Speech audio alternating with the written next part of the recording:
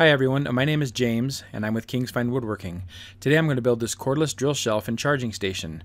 I have quite a few drills and chargers and I wanted to keep my screws with them, so I made this slightly larger version. But this could be made any size to accommodate your needs. I'm using 3/4 inch baltic birch plywood for the entire build, and I'm starting with the back here. The baltic birch never seems to come perfectly square, so after getting two sides parallel, I'm going to use my square and square off one end so I have a perfectly square back. Then I can return to the table saw to get a cut that is parallel to that end.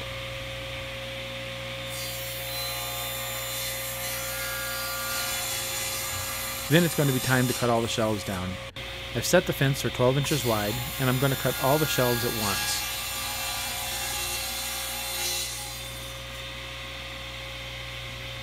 I will also need to cut the two sides, and those will be at 12 inches as well.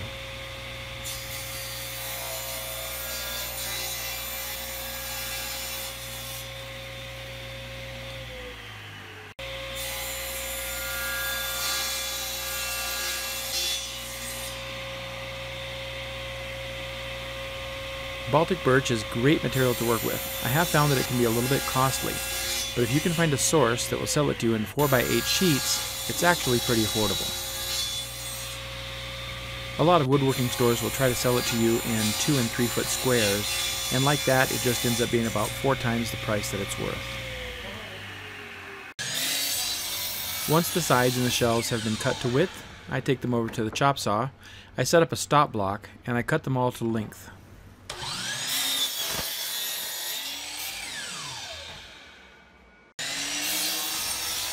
In my case, I have made the two sides 50 inches long, and I have made all of the shelves 33 inches wide.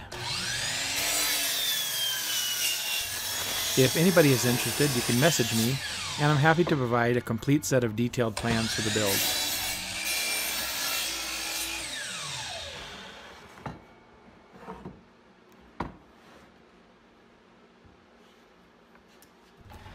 Next, I'm going to move into the assembly of the main body of the shelf, which will consist of the two sides, the top, the bottom, and the back. I like to use parallel clamps to hold it exactly where I want it, and then I can pre-drill and screw the boards together. This allows me to be very precise and hold the boards perfectly flush.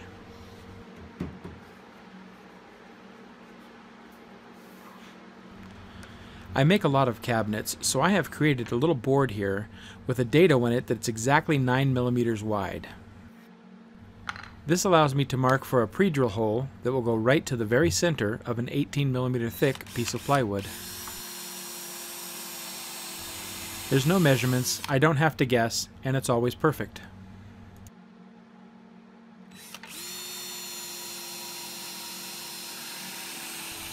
With the clamps in the way, I can only get 2 of the screws in, but that's okay.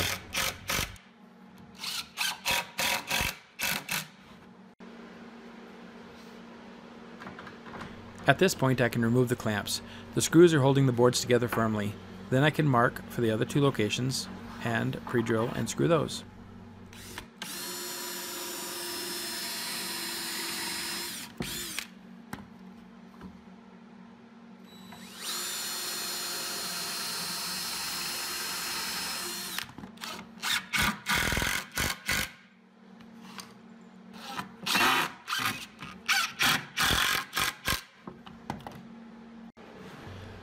Now I'll just rotate this around and put the other side on.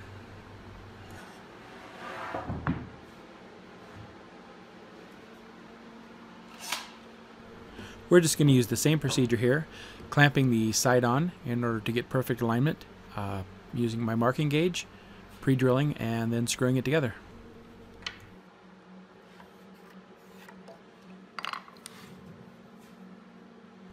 I just wanted to make a little comment on the types of screws that I use for projects like this.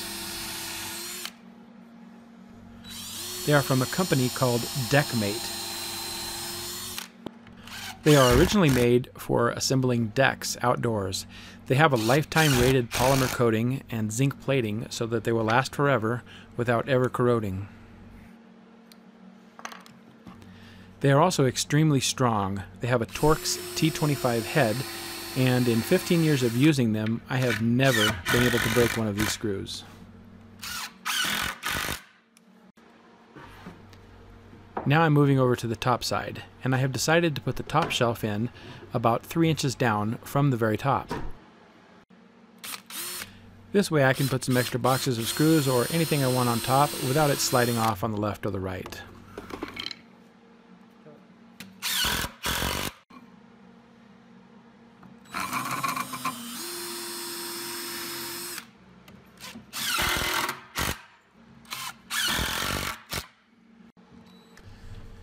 Now I will install the back of the cabinet.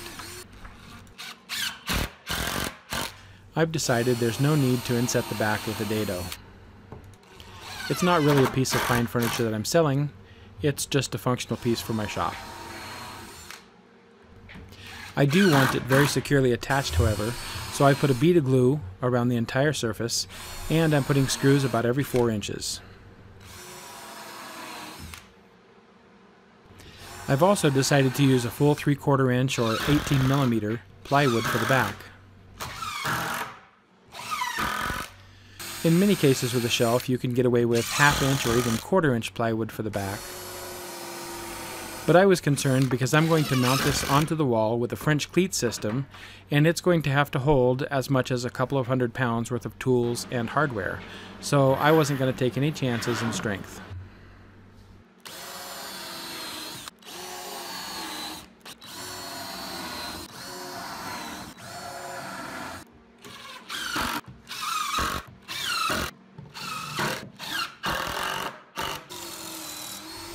Now I finally get to start working on the inside of the shelf system.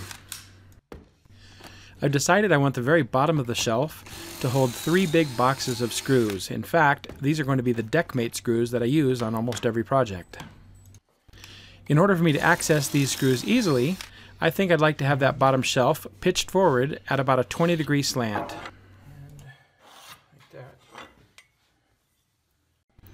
So I've cut these little triangles and put pocket holes in them. Now I'm going to install them with glue, finish nails, and screws.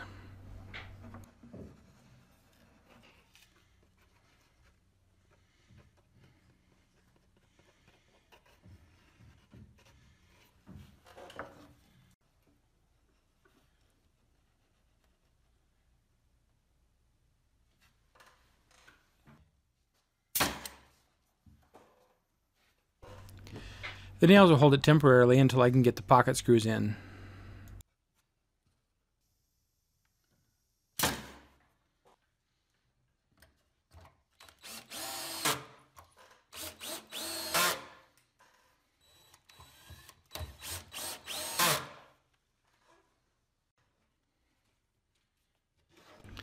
It might seem like overkill to glue, nail, and screw these triangles onto the side, but it's important for me to transfer the load from the shelf over to the side of the cabinet,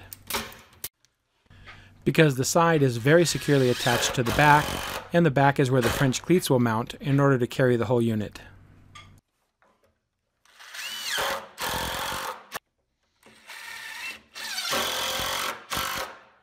For the bottom shelf that goes here, I want to bevel it at 20 degrees so it matches the front of the cabinet.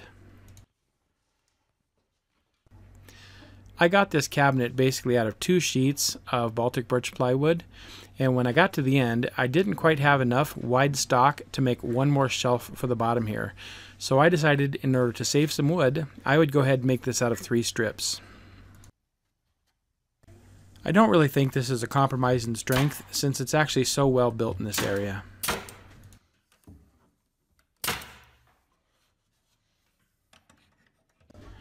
With this 20-degree slope in front, I have to make sure that these boxes of screws don't slide off the front.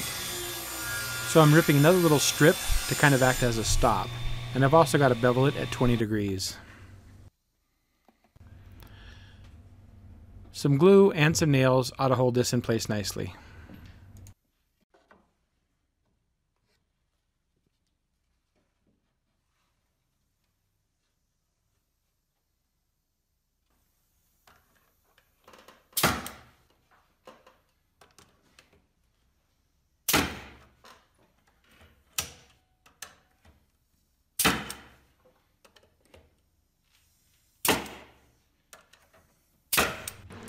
And now the other two strips to complete the bottom shelf.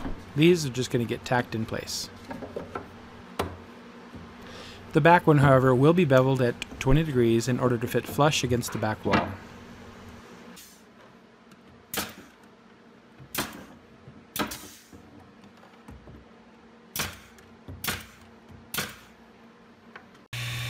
Moving up to the next shelf, the first step is to cut some cleats.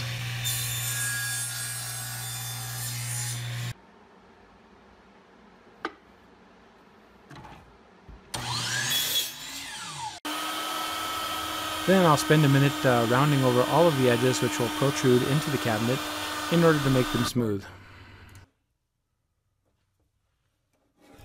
After marking the location for the cleats, I will put a good amount of glue on them, tack them in place, and follow up with some screws.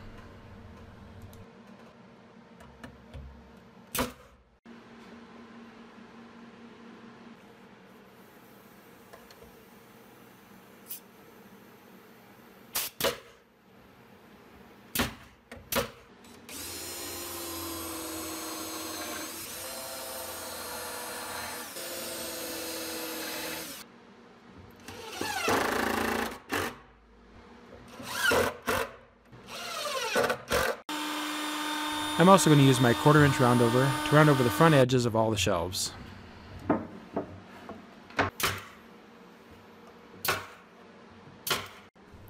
Moving up from there is the shelf that will hold the battery chargers. The first step is to install the cleats. I've decided to give these a 20-degree down pitch also, just like the screws below them. This gives easy access to put the batteries in. You can see clamped above it I have the mock-up for the shelf that will hold the batteries themselves. That one I have decided to pitch up at 10 degrees.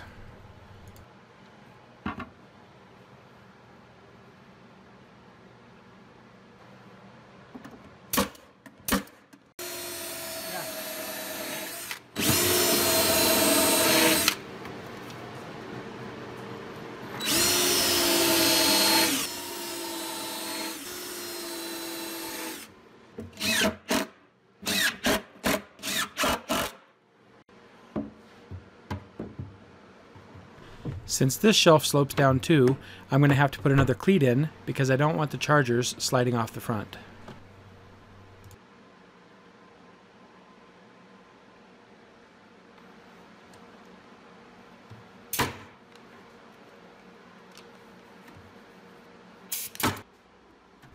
Alright, moving up from there will be the shelf that holds all of the cordless tool batteries. Once again, we're going to start with making the cleats and routed edges for those.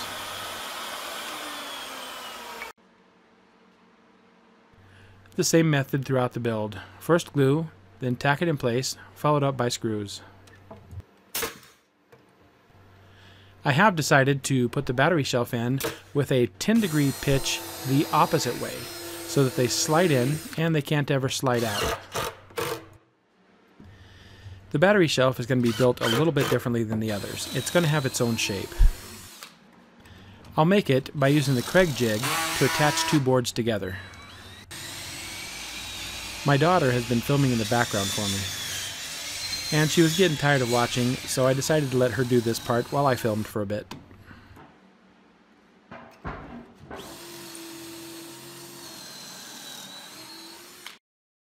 And there's a little mock-up of what I would like that battery shelf to look like. Time to assemble the two parts together.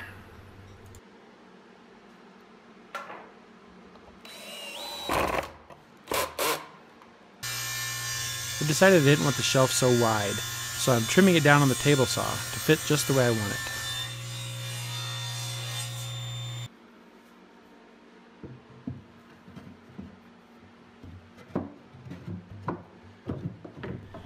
There, I think that's just about perfect.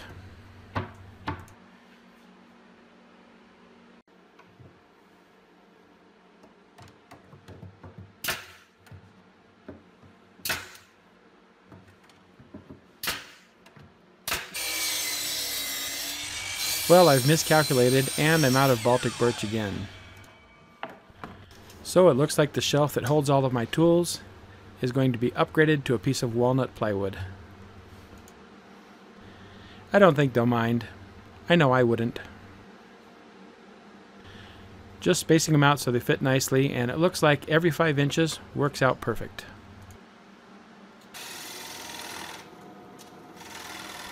I marked the line across the front and then made a tick mark every 5 inches, and I'll put a 1 3/4 inch hole at each spot.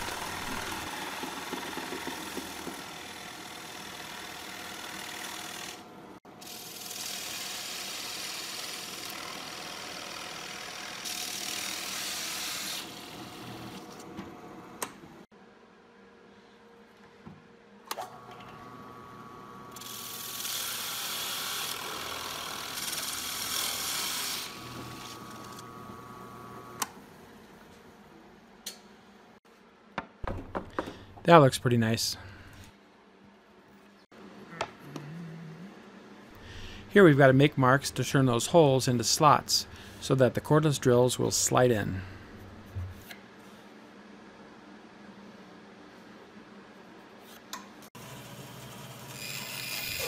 I'm cutting these out on the bandsaw, although just about anything will work.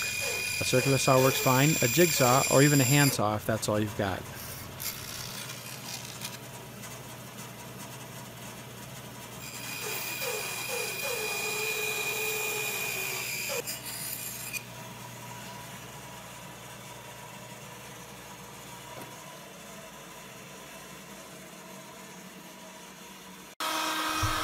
Once again, I'm going to round over all of the exposed edges here with my 1/4 inch radius round over bit.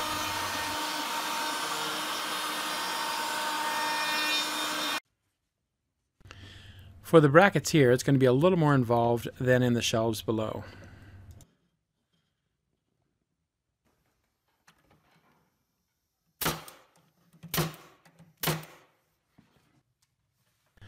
Not only do I want brackets on both sides, I also want to have a full-length bracket at the back. The cordless drills are a little bit heavy, and I don't want this shelf to sag in the middle.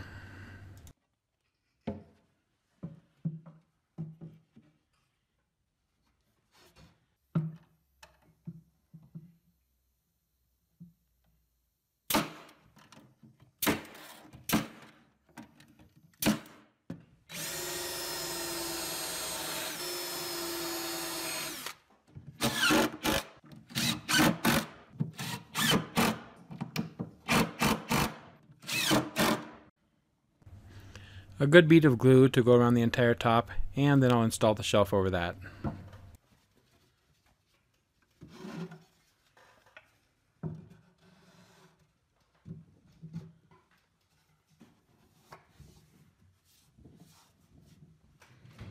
I don't really have a way to nail these down from the top, so I'm going to do it from the sides and from the back.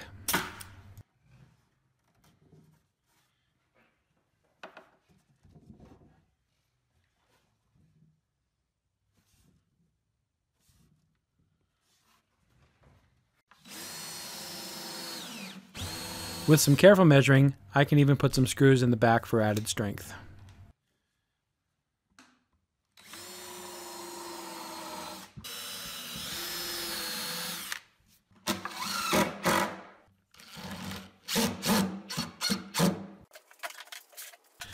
My daughter was patiently waiting to get back in front of the camera again. So here she is, stocking up the shelf so we can see what it looks like all done.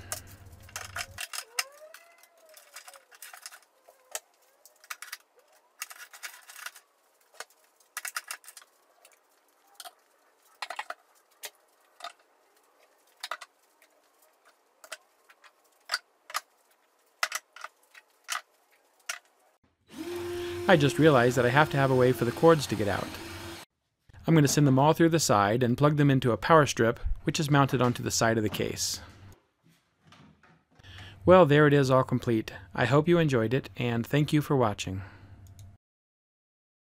Please click the subscribe button below. We put out a new video every few days.